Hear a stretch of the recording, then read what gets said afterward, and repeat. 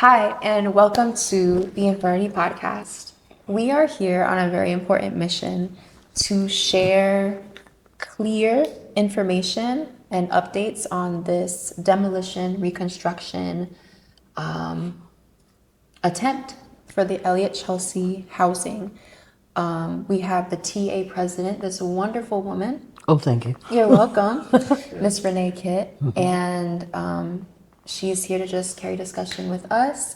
Lisa, Brandon. and Jay. behind the camera. Behind the camera. But yeah, so we'll open up. Renee, can you just let them I'm Renee Kitt. introduce yourself to our viewers and let them know who you are?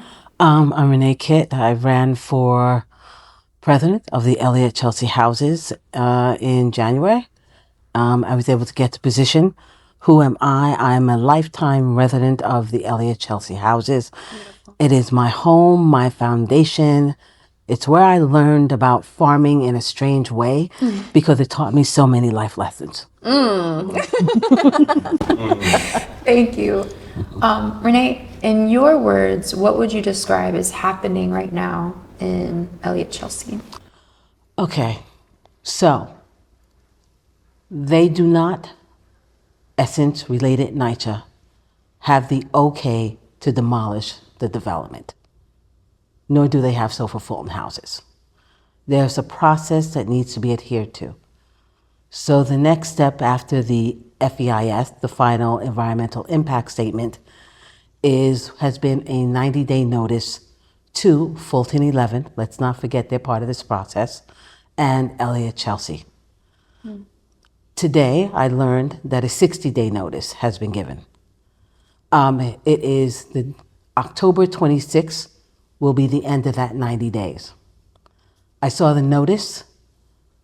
It is scary. It is threatening our seniors with eviction, to terminate tenancy, but they also say in it that you don't have to leave. So which is it? It's cruel. It's meant to be cruel. They'll say they're doing their job and they're just doing what's necessary, but it's really quite cruel to tell people in their 70s, 80s, and 90s that you're threatening to terminate where they live, a community within a community. So that's where that part of that's at. The next step is the process is called, we recently found out, is that Essence Related will be actually subcontracting the property management of part of the development as of now to another contractor. They allegedly do not know who that is. My personal opinion, they know, they're just not saying. So what that is, they recently just said a few weeks ago that phase one. So in the case of Elliott Chelsea, that's 415, 420, 288, and 450. Phase one of demolition, they want to get them to do project-based Section 8 sign-ins. The real reason for that is called a finance call, where they have to show NYCHA and all these Essence related that they will have enough funding from the fair market rent, which could be upward of at least $4,000 or more per apartment, that they will have enough money to do this deal. So that's really what that is. So if I could just build clarity, the shifting of people into Section 8 allows them to change the cost of that apartment. What they're actually doing is called project-based Section 8. Yeah. The Section 8 tag goes on the apartment, not the person. So that's the difference. It's the apartment that gets the Section 8, the developer that gets the Section 8, not the tenants. Right. So allegedly, 1 year after the process, if they have the vouchers available, you'll be able to get a regular Section 8. If No they have the vouchers guarantee available. if the vouchers will be available. And we have to be very honest. The Section 8 program is in trouble. It's dying. Yes. So recently, the federal Section 8 program stopped. So what NYCHA then had to do with its Section 8 vouchers, give it to those people who were part of the federal program. Now, a few years ago, we all remember where they gave, 600,000 people applied. First of all, it was something to do something, to say we're trying to do something with housing. 200,000 people got the application. I think many of us knew that you all weren't going to get the Section 8 vouchers. I think we all knew that. Right. Yeah. Now, people don't want to admit it, but you knew. So now Section 8 is already in trouble. Yeah. Project-based Section 8, we know they might fund it because, developers rule the world. Because, the demolition of public housing is just not being done in New York, everywhere. And that's throughout the world. So it's always about the developers, not about the people. Because if you use that subsidy money, you could actually build housing yourself. We did the 420 program, 421A, and that's the 80-20 program where 20% is affordable, whatever that now means. Because we all know it's a joke and it's an embarrassment. When you begin at $100,000 in some cases, that you have to have that income just to have an apartment. Yeah, and then in New York, low-income housing is $56,000 to $90,000. I know you go on Housing Connect and you can't even apply to a bunch of these apartments because That's not affordable. That's not their affordable. version of affordable is. Yeah, because it's like, okay, So, what are we sorry talking? to cut you off, but part of the reason for the 20% of affordable housing, that's so that the developers get an incentive. So if we're building a building and it's just regular market value, we have to pay for it outright. If we tell the government and the city, hey, we're going to build them, we're going to put in a handful of units, like you said, 20%. 20% could mean anything. It could be in 1 unit, could be 10, could be 5. But we're going to put in 20% of affordable housing. They get a grant from the city because of that. Yeah. Like Plus they they need get a any cut. help. Yeah, so they don't have to pay, in some cases, they Some may not cases, have to pay taxes taxes for involved. 20 years. And the land, in some cases, they may get for $1 because it's city-owned land. Right. Speaking about land, I heard that the developer signed a 99-year lease for. Yeah. So what happens is NYCHA gives them a 99-year lease. Right. So they are not owners of the land. NYCHA still owns the land. But Right. as far as the building goes, since they're the leasees now. So they wouldn't own the property. They will be, in the case of the market rate and luxury housing, they would own those buildings. Right. But I'm sure somewhere along the line, they're going to cut a deal. They'll do pilot, payment in lieu of taxes, and they may not have to pay. So even Hudson Yards, we paid for that. It was our tax dollars that have subsidized a good deal of Hudson Yards. And they use some NYCHA developments in East Harlem called the EB5 program. I heard about that. I didn't really dive deep into it, but I heard about it. Right, so the EB5 program is where people pay at least $500,000. They get a green card because they are invested in target employment areas. So in the cases, in areas that are called marginalized, whatever that means, disadvantaged, whatever that means, disinvested in, and with that investment, they can get green lighted for a green card. I have a good example of that. Sorry to cut you off, Brandon. Go ahead. When you're going down the West Side Highway, just before you hit Little Island, there's this white building that has the curves. Yeah. It's white glass. yeah. That was one of those situations. A Chinese. What? Yeah. Frank Gehry building? Investor built that. And green cards for the family. Wow. Oh, Frank Yeah, Gehry. so they've been advertising that. Just about pretty much a whole bunch of countries now are allowing that. If you invest in the country a certain amount, you will get citizenship. So a few of our rich people here actually have about 2 or 3 different passports besides an American passport, all for just investing. Yeah. Wow. Interesting. Yeah, so they use some NYCHA developments in Harlem for that. I think Jefferson is one, Lehman, I don't remember the others, but there's a article in City Lab Bloomberg. It tells you how Hudson Yards was built. how the Economic Development Corporation helped to gerrymander.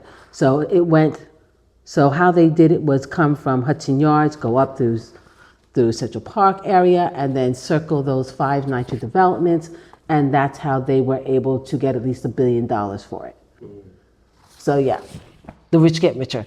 We pay for it. I have a question for you. So if NYCHA has leased out, right, the buildings, They lease out the land. The land. so NYCHA does not, NYCHA leased the land, Right. but NYCHA still owns the buildings. Yes, but they will be project-based Section 8 buildings. They will no longer be NYCHA buildings under Section 9. And the buildings that we're talking about are the buildings that are standing right now.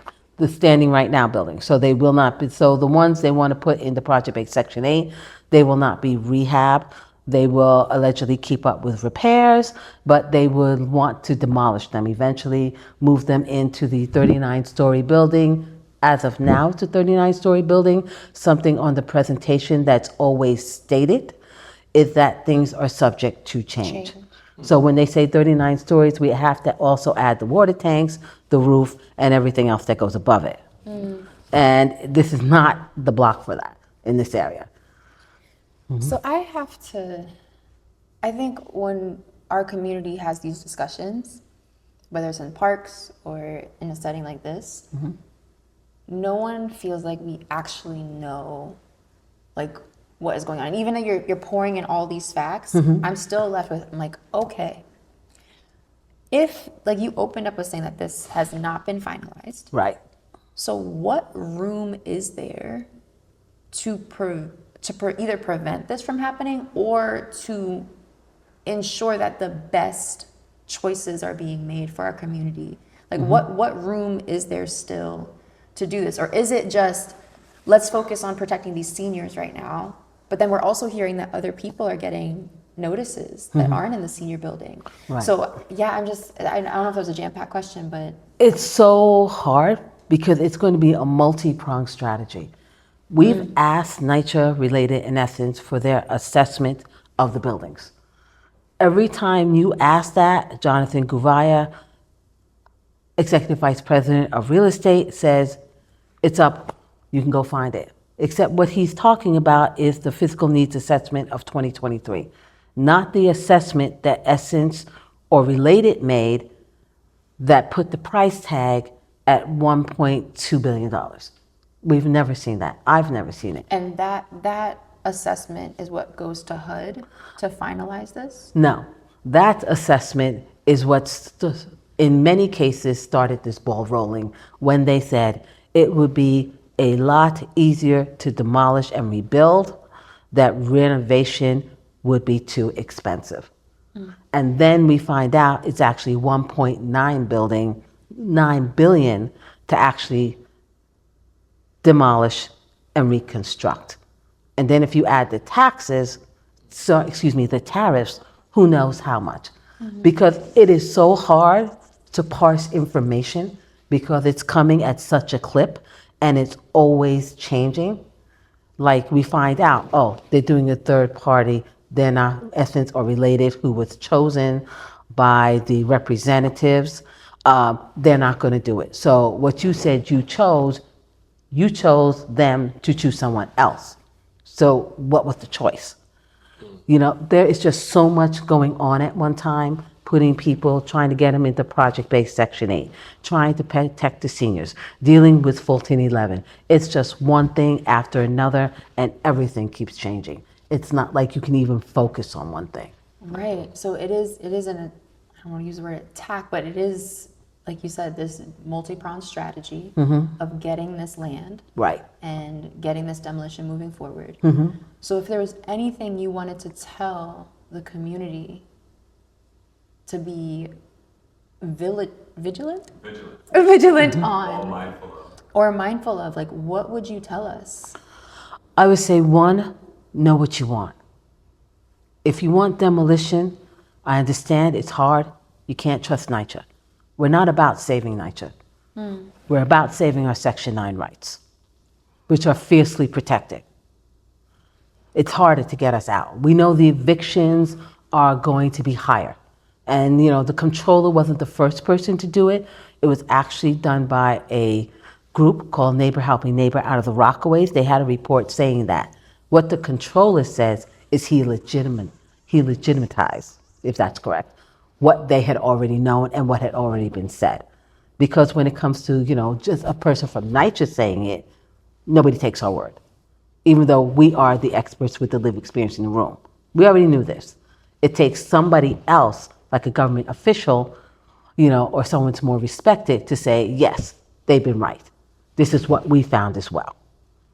So one, it would be people actually, if they want to vote, fight for a vote. Even though our elected officials have said no voting. Even though they then go, well, we want to do what the tenants want. So, as I said, multiple things. At the same time, if you want no demolition, start fighting for it, letting people know. Call the elected officials' offices from Brad Hoyleman Segal, Mark Levine, Tony Simone, Jerry Nadler, all of them, and let them know. Let them know you do not want your homes demolished. In honesty, this is not about buildings. This is about community. This is about people. You're now saying you want to restrict us into 3 buildings when we had the majority of the land and everything else goes. You want to say you're going to build us, gardens on rooftops. Beautiful, lovely, but you're really doing that because you're taking the land away. Right. We need air. We need open space. We have tree, you sit there and talk about a master plan, 30% more trees, but NYCHA trees are not counted anywhere on the stewardship map. They're not. Technically, NYCHA's private property. So no trees on private property, that would even include Penn South, are on these maps. So we don't know what we actually have. In many ways, 25th Street is the main thoroughfare around here. Because of the way they construct it, from 26th to 28th Street, and you can't get through, traffic rolls through 25th Street. So if you do anything there, you're backing up traffic. And we've all been on 10th Avenue at times. Yeah. We know how bad it is. Think how much worse it's going to be. We're also going to be in a construction site for years. And the likelihood that this is going to go right, highly unlikely. Related has already demolished the building in this area and has never rebuilt it, even though they said. Which building? 28th Street and 10th Avenue, right at the corner there. You see that green area right there? Yeah. Yeah, that was a building they demolished. So, and everyone, community board, all these people thought, oh, they'll rebuild it. It's past 2016, it's not rebuilt. They wanted to build a casino in Hudson Yards. That didn't work out. They acted like, they were doing something, but they had already come to a community agreement. Then they said it was no longer financially feasible. So what if it's no longer financially feasible years from now to finish building this out? There are no guarantees of anything. I know this is hard. Just absorbing this amount of information and figuring out on a daily basis is really, really hard. Yeah. So if you don't want demolition, you're going to have to fight for it. They want us demolished, point blank. And they keep saying this is the blueprint. It's not just the blueprint for NYCHA. Even though when I say that, people have accused me of inspiring fear. I'm not trying to incite fear. This is the truth. They'll take down this city like that. I mean, how many times are you walking around and you're just suddenly sitting at a bus station, bus stop, and then you're looking around and then you're seeing a bunch of buildings that have been boarded up or painted over, and you're like, that's housing? And it's like the whole block. Don't think there's not going to be, everyone's not watching. All we got to do from now on, get people to sign off, say we're going to put them in one building and bring down a block. We cannot be under the impression they won't do it. This is about NYCHA, but it's about rent control, rent stabilized, even what's going on at Carnegie House. The people have owned their apartments, but they don't own the land underneath there. All these people, when I look at them, are older. They've been in neighborhoods a long time and they help stabilize them. This is what's really terrifying. You have a bunch of people, a bunch of seniors who are now fighting to not be evicted and just to live. And they should not be at this stage in their lives. None of us should be. So I have another question. We're dealing with 90, 60-day notices, October 26th. Right. Do you feel that it is highly probable? I think this is what we want to know. Should our community be expecting the Hudson Guild and the senior building to be demolished by January? Like, is that what we're looking at? That's a possibility, but I don't know. I'm going to be very honest with you. I don't know. There are changes coming every day. I've spoken to the people at Hudson Guild. They say they are not leaving till at least 90%. The majority of people are out. At the same time, the Hudson Guild does not have all the space it needs. We know it's going to 27th Street between 10th and 11th, but they don't have basketball courts. So, we have a basketball program. Where are they going to go? Yeah. And is there any more space in Chelsea to give? Yeah. We don't know. I mean, PS 33, we know that little play area, it's open till dusk, but you need some place inside. We have the Chelsea Recreation Center. Is that maxed out? Do we have enough space in this area? Or are you going to have to rent the space somehow from some entity to have these programs continue? We don't know. Like, it's not only housing that people are expecting to change. And we've already heard that the Hudson Guild has started moving programming over to the Fulton Center. Oh, well, they did that after COVID. Once the Fulton Center was up and running, things shifted there. Not to minimize it. It would be nice if some of it was in Elliott, Chelsea, especially if they could get the kitchens up and running. Is there any way that we could be in communication where the moment you hear that this demolition is a go, that we can know right away to tell our community? Because I think that's what's happening. Like, no one knows when this is an official yes, and we would love to know an official no. That would be great. That would be great. We'll have a party, okay? Party. But if it's an official yes for the demolition. Oh, you'll know. NYCHA will be blasting it like nothing. They may tell me, and then I'll let everyone know what's going on. Yeah. But these people, the way they're acting, they will tell everyone else. It'll be a news press. They will all act like, oh, we're bringing affordable housing. Right. We're doing something with NYCHA. If you really wanted to do something with NYCHA, reinvest.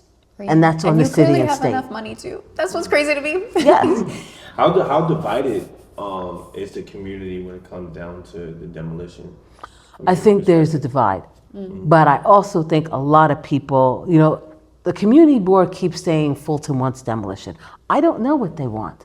There's never been a vote. There's been a survey. Right. So right now, it's what do people want? And they need to come out and let people know. I mean, I was in a CB4 meeting, Community Board 4 meeting, and I think Maria Ortiz asked how many people wanted demolition. 3 people raised their hands. So the majority of people there didn't. So we're working to be in coalition with everyone because this is a community-wide effort, because it will affect us all, and not just in Chelsea itself. Related owns a lot of, how should I say, space in this area. Don't think it's not going to come around to their, affordable housing. If they're going to do this here, don't think they won't try to put all the people into one building and start knocking things down and accumulate property one by one. And it's not just going to be related, it's going to be all of them will start piling on. What can be done in many ways is the city and state to reinvest in NYCHA. Do something unusual. Be a visionary. Stop using the land that we live on to place a building in and still don't do anything for us. That's what I would love to do. Someone who has some real vision, who really actually cares about people and not about real estate, and views us as vital human beings. Because when I hear this, we are real estate. Real estate. And we're actually people. And that's something that needs to be centered. I think something you both said, humanity needs to be centered. Right. Yeah. And I think what also comes with what you just said is that our communities are typically known as these scarcity pots, right? So we're communities that don't have, that are looked at a certain way and limited in certain ways. And so we need the housing, right? We need these better things. We've been living in a certain way when it's like, oh no, like no matter what's on the facade, these are people that are brilliant and abundant and talented and skilled. And actually, Chelsea needs them. Right. Chelsea needs us. And so let's make sure we're building a community that sustains the us. And I think that starts with even having platforms like this where people can really see what our community is about, how our voices are heard, how we speak, how we carry ourselves, the skill sets that we have, and kind of reshape this. Yes. You know, especially when I go to town hall meetings and I hear the, the anger that comes out, and anger for a good reason. Yeah. I think that's also pigeonholed as the expectancy of our community Ah. versus kind of like how the poker chips came in the room and how we had to turn the fire down in a different way. Yes. You know? Something came into my heart. I mentioned before, I'm not sure if this has any value. I did learn about community land trusts a few years back. Right. With the process of leasing the land, is there any room for that to be piloted or to be, what's it called, like pitched to protect this land a little bit? What has happened in public housing is called resident management corporations. Some people have been working on it for a while. In the past, they were there, they failed. The only one that has worked is in New Orleans, and that's a project-based Section 8. We can look into that, but also that would be a vote of the residents whether they want to do it. Okay. It's never been piloted in New York. There are a lot of people looking into it. It would also be possibly nonprofit and for-profit with, in some cases, because the Elliott houses has the possibility of being on the state registry because of its historic significance, however people might take that. It wouldn't be the first NYCHA development on a registry. The first houses is, and many of them are. Manhattanville, that was done there, but that was really done to get money for the developers.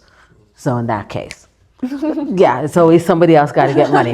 Yeah. Snatch it first. Yeah, the first houses National Registry has been is being rehabbed now. It stays in Section 9. So it's a possibility. One thing we've said is comprehensive modernization that keeps us in Section 9. That was done with Brad Lander in Brooklyn, but you also would need someone who cared, Right. who actually wanted that, an elected official who was willing to fight and get money for that. Okay. What I would say is resident management corporations, I don't know if it can even be done. Someone did try to do it, but they were told they would have to go to project-based Section 8 to do that. So you have to step into the fire before you can start. Right. So you would also have to figure out about the workarounds. Do people want it? Do you want to take over the whole thing or only take parts of it? So if you ever really want to know more about that, someone is Manny Martinez. He's been working on it. Carmen Quinones. Many of these people have been working on it for years, and they know far more than I do about resident management companies, but that is also a possibility that people could look forward to. Another thing, thank you for that. Another thing that came into our hearts was if the demolition and reconstruction go forward, what are things that we can put in place for our community to ensure even a stronger sense of belonging here? And one thing that came into our hearts was potential ownership of the apartments that are being built. And I'm wondering from your standpoint, if you feel that could be a conversation and negotiation, that with these new buildings that are being built and all these families being transferred over, that if this goes through, there is a program that will be teased out and put in place where the residents can own these apartments so that it can be passed down from generation to generation and sustain a cultural diversity that our community strongly needs. I'm going to be very honest with you. Yeah. I don't see it happening. You're going to be reduced. We don't even know what these apartments look like. Yeah. We don't know how well they're going to be built. I just feel like owning real estate, like I've always heard that real estate is the way to go. And when I think about generational wealth and transforming communities that have been, in a state of lack, that owning in Chelsea, Right. whether it's a 1-bedroom or a studio, if I could rent that out Right. and live somewhere else, like, I don't know. I'm just saying, like, there is. I'm just wondering if you feel that could even be a conversation. How much would it rent for? How much would you have to have the money to buy it? I don't know, but And how would you have to sustain it? right. And then, is enough money made to sustain it? Are we talking something like an HDFC? Something like a cooperative? Something like a Penn South? Because Penn South doesn't sustain itself.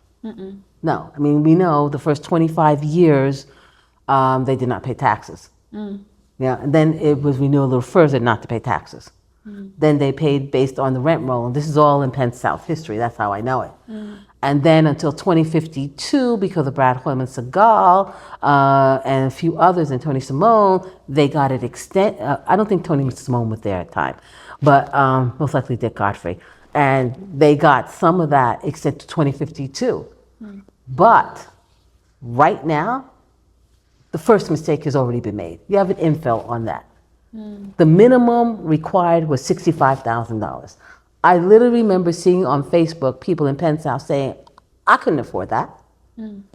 It's scary that that has now been done. Because you see what the infill is, and you see the land.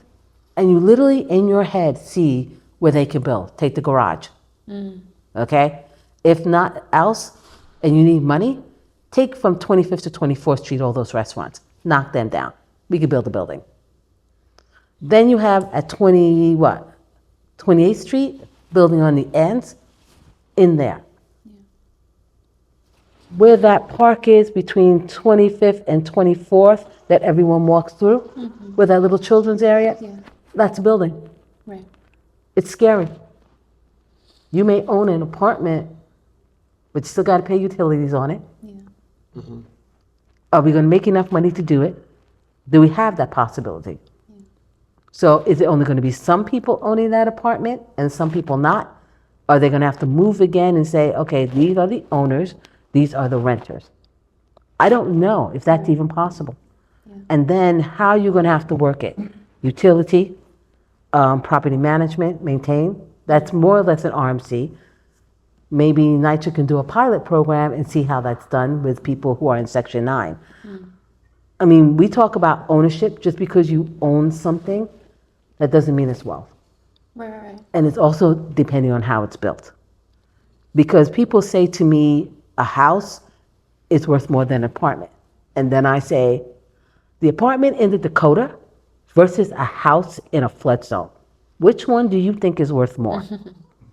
So we also can't bleed into, it's worth something. Because we got to think about it. Because right now, you can own a home in NYCHA. They can help you do it. They've done it.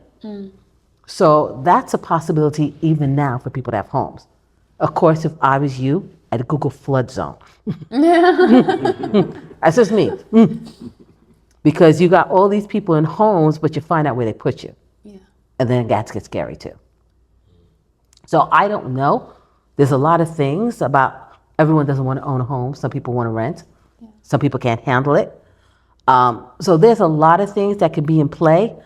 But right now, NYCHA has said they cannot guarantee.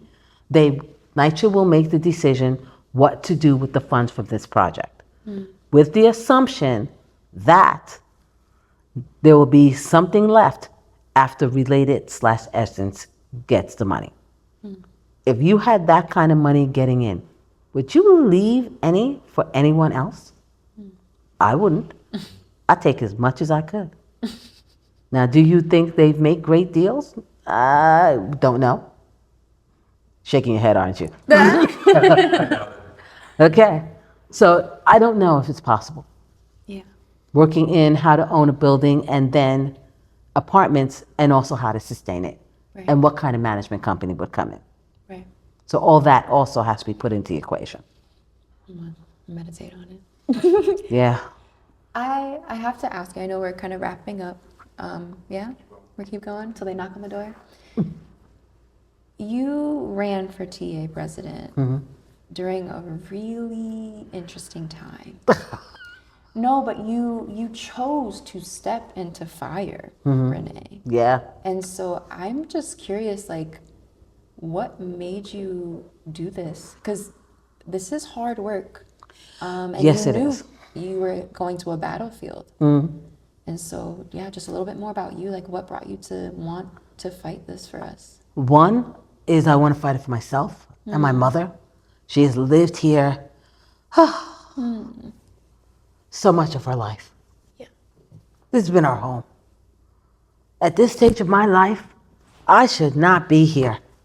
I should be having my black woman moment. I listen to all this. I'm like, I'm supposed to be relaxing, chilling, watching everything just self-destruct around me and saying, we told you so.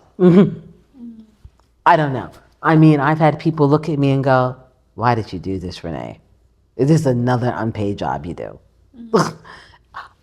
I just didn't want to go down without fighting. Yeah. I don't know.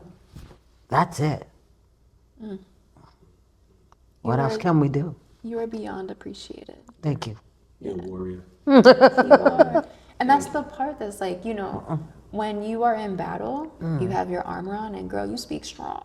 Yeah. You speak real strong. But the reality is, it takes a lot of work to be battling every single day, and you battle every single day. And then in the midst of, like you said, like, I'm a resident just like everybody else. Yes. Like, this is my home. I'm not just talking the talk. I'm out here I'm thinking about my mom. I'm thinking about where am I gonna live? I'm thinking about, yes, my neighbors, my community, but this is also a personal thing. I'm a human. We're We all human. are. And this is going to be a team effort. It's not just me. It's Yeah. the rest of the TA board. It's everybody around. It's you all. It's basically a community effort. It's got to be. One person just can't do it all by themselves. Right. Is there any way that we can, you know, after this, how could we support you in this journey? Well, one thing, come out to meetings, let people know what you feel like. Even if there are community boards who say they are advisory only, understand they do have some power and they like to tell you they're volunteers. One, speak your truth. Speak your mind. Let everyone know what you think. Don't be quiet. And also, we're doing a Chelsea Public Housing Legal Defense Fund to try to raise money for attorneys and to fight this. One, support the seniors, actually support everyone. This is a neighborhood effort, especially support the seniors, support people in Fulton houses, Fulton 11. They're the first that people want out. It's sad that it has come to this point that we're fighting within a community like this. It shouldn't be happening. Yeah. It's hard that it's happening. And those of you out there, you are our future elected officials. Those of you who live in Elliott, Chelsea, you are our future organizers. You are our future people. No matter how old you are, we don't know how long we're going to live. Step up and step into it.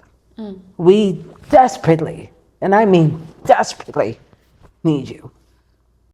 Thank you, Renee. Thank you so much. I appreciate this. I've just been a student the whole time, and you taught me so much. And you taught me resilience, you know, and I appreciate that, and I want to continue to push that energy forward that you just put out. Thank you. Thank you. And this is why we do this, right? We want to create a platform to spread this type of information. And thank you so much for coming here in this moment. You Thank brought so much light and information for the community. Yeah. Thank you, Renee. Thank you. Yeah, no, of And you course. know, Thank you. just to confirm official community vibes. We family now, Renee. Yeah. Okay, the next time Grandma Omi making banana pudding, you getting some. Oh, thank you. Okay? All right. Yeah. It might be coming this week, just saying. Okay. Okay? Yeah, no, We appreciate you so much. My mother and I will appreciate it. Of course. Thank you so much. Thank you. Thank you, thank you, thank you. Oh, yeah. All right. Okay. You were amazing. Thank you. So what's next?